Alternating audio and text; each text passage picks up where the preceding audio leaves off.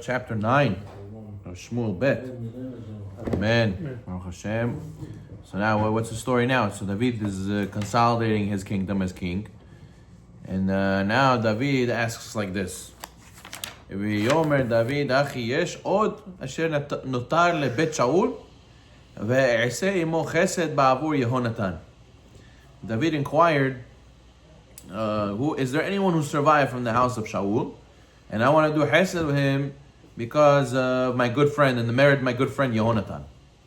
So then the Torah says the Beit Shaul Eved, there was a slave of the house of Shaul. His name was Tziva. Okay, gotta remember the names over here. It gets a little complicated. So his name is Tziva, and they summoned him to David. They said, "Listen, this guy was a servant to the house of Shaul. Talk to him." The king said to him, "Are you Tziva?" He says, "Yes, I'm your servant." He says, "Is anybody alive from the house of Shaul?" He says, "Yeah, there's a son of Yehonatan." What's the son of Yehonatan? He's a cripple. And who is he? And where is he? So he tells him he's in the house of Machir, son of Amiel, in Lo Devar. Okay, different place. And he went to go send for him, and his name was Mephibosheth. Mephibosheth was the son of Yonatan, who was a cripple. So he came before David, fell on his face, he prostrated, he bowed down in front of King David, and he says, "Are you Mephibosheth?" He says, "Yes, I am." He says, "Don't worry, I'm not going to hurt you," David says. "I'm going to do a chesed with you, b'zchut your father. I will return to you the entire estate of your father Shaul, and you will eat bread at my table continually." Okay, I want to tuchal lechem al shulchani tamid. Mephibosheth bowed and he said, "Oh, what is your servant that you should pay attention to a dead dog like myself?" He degraded himself. He said, "What's the chud I have that you're so kind to me?" The king then called Tziva, Shaul's attendant, and he says, "Listen to him. Listen to me. I gave everything that belonged to Shaul and all of his family to your master's son. You shall work the land for him, you and your sons and your servants, and bring the fruit to him to be the bread for Mephibosheth to eat. But Mephibosheth, your son of your master Yonatan, will always eat at my table." Tziva had 15 sons and 20 servants. Tziva said, "No problem. Everything that my lord the king commands, your servant will do." And David repeated, "Tziva will eat at my table."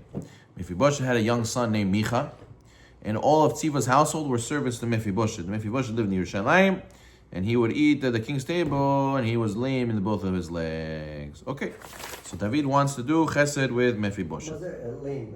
Lame? Yeah, he can't walk. Oh, He's handicapped. And he had a son? And he had a son. Wow. Yeah. Okay, so now what does the Gemara say? The Gemara says that where did Tziva say Mephibosheth was? He says he's in the house of Machir in a place called Lo Devar. The Gemara says, what is this place, Lo Devar? Says Lo Devar, Belo Devar means Belo Devar, without anything. Really means Melo Davar, which means from Lo Davar, which is Male Davar. So he's hinting to him. Tziva was hinting to him a couple things.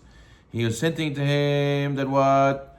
That he was full with Torah. Male Davar. He was full of Torah. Mephibosheth knows a lot of Torah.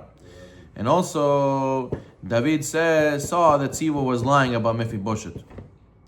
Why? Because Tziva was hinting that Belo Davar, and then when the next pasuk says David brought Mephibosheth from Melo Davar, really he was a true Torah scholar. So really Tziva said Belo Davar, he doesn't have any Davar, he doesn't have any Torah, and David met him and he saw he is full of Torah. So he saw that Tziva lied about Mephibosheth. According to one opinion, David made a mistake when he later believed something else that Tziva said. When David was fleeing from his son Avshalom, who wanted to kill him, so Tziva brought supplies to David. David asked, where is Mephibosheth? To Tziva. Tziva said, he's staying in Yerushalayim.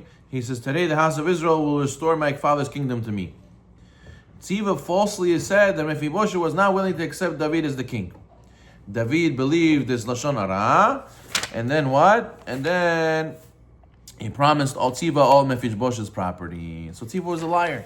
Already from this pasuk we see Tziva was a liar. Tziva lied about Mephibosheth being a Torah scholar or not. he said that he wasn't, but really he was. And also Tziva lied later that Mephibosheth was a person who was rebelling against the king, and it wasn't true. It wasn't true, and therefore David made all of Mephibosheth's stuff go to Tziva, and Tziva became wealthy. But you see that Tziva's not such an honest person. Okay, why does the Torah tell us that he had 15 sons? That Tziva had 15 sons. So the Gemara says, in the Yerushalmi, in the Yesech Yevamot, also the Bavli, we know there's mitzvah to have children. And the Pasuk says then, Bereshit, the children of a Canaanite slave are not considered related to him. So therefore, if a Canaanite slave gets freed and becomes a full Jew, so then his kids that he had when he was a slave does not count as his kids for Puruvu. He has to have more kids Puruvu. But if the children of a Canaanite slave are not considered legally his, so why does the Torah say Tziva had 15 sons? It should be considered that he has no sons. So the Gemara says that yes, physically they were his sons, but halachically they're not his sons. It's lying. The Torah is referring to a young bull, the son of a mature bull, even though there's no relation. According to halacha, there's no relation between them. Another explanation is that his sons forcefully broke away from their master Mephibosheth. They ran away, and therefore now that they ran away, they were considered his sons. Okay, interesting. Now over here, what is David doing? David is transferring all of Shaul's stuff to Mephibosheth. Why is he doing this? It's because when the king amasses all the fields that he gets during his reign as king, so technically he owns everything. Technically he has the power, like a bedin, to give a award to whoever he wants, whatever he wants. So now he had the rights and definitely he took over Shaul's kingdom. So definitely has the rights to give it over to other people.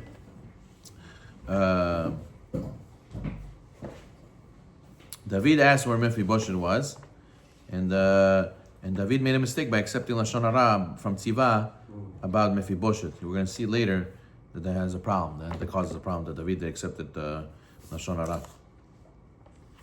Okay, now the Navi says that Mephibosheth will always eat at the table of King David. What does that mean? That means that we learn from here halacha how a person is supposed to conduct himself when he eats at a table. A person should always keep in mind that he's before the king.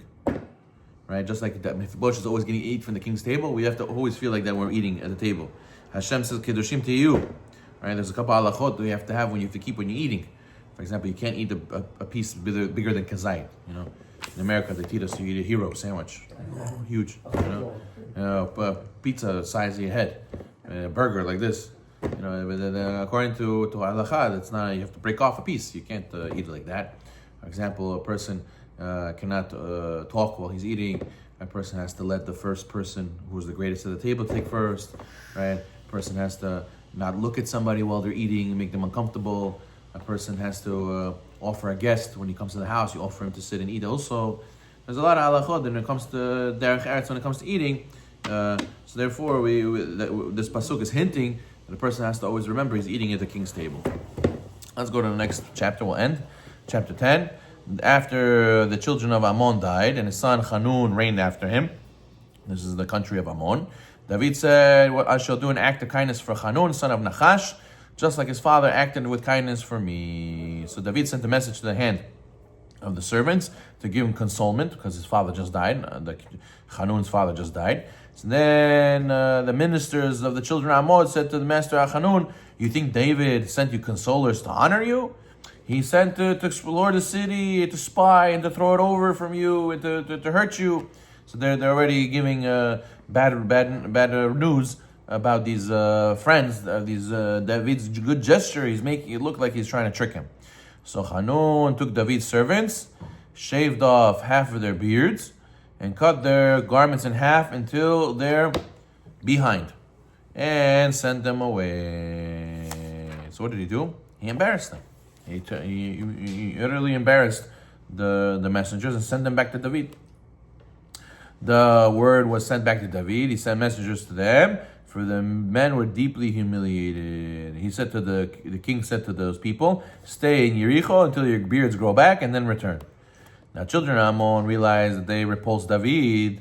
So they hired mercenaries and they start sending it towards David because they knew a fight's coming. So now what does he do? So Yoav, he was in the battlefield. He saw the people are coming. He took the chosen ones from Israel, deployed against Aram. So what happens? Ammon hires Arameans to go and fight David, mercenaries.